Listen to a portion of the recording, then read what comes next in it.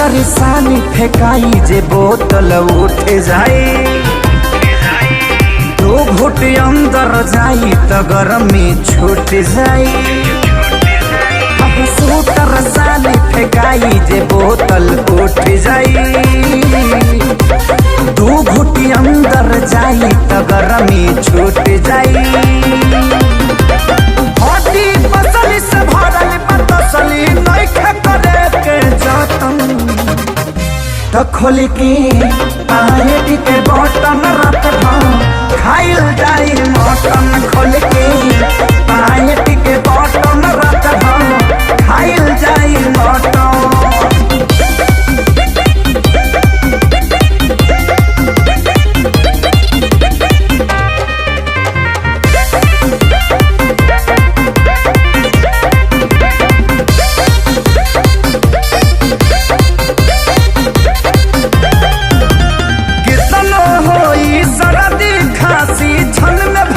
हो जाई नरम मीट के गरम करे भी जबली बरवा भाई भाई, जबली बरवा भाई भाई, जबली बरवा भाई।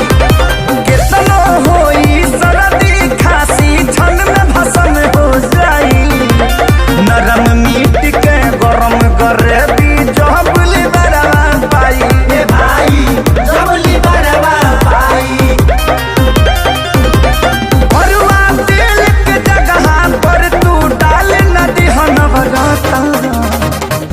तो खोल के पानी के बटन जाते खाइल जाई मटन। खोल के पानी के बटन जाते खाइल जाई मटन।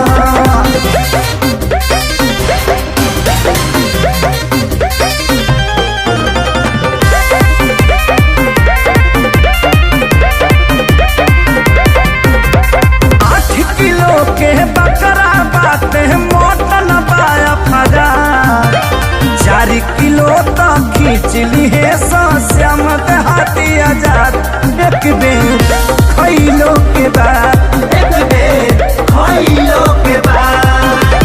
8 किलो के बकरा बाटे मोहतन बाया फरा, 4 किलो तो खींचली है श्याम हाथी आजाद, एक बेर खइलो के बाद, एक बेर खइलो के बाद।